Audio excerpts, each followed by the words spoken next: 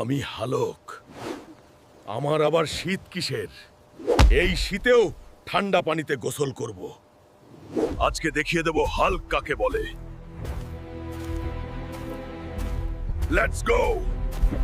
ওরে বাবা, পানি তো না, যেন বরফের টুকরা। জয় মা কালী। ক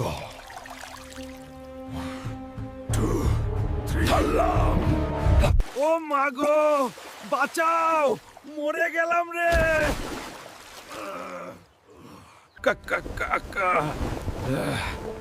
কি ঠান্ডা, হাড় পর্যন্ত জমে গেল। আজ থেকে ঠান্ডা পানি বাদ। এখন থেকে 100 ডিগ্রি গরম পানিতে গোসল হবে। ধুর, গোসলই করব না। আগামী 3 মাস গোসল বন্ধ। টাটা।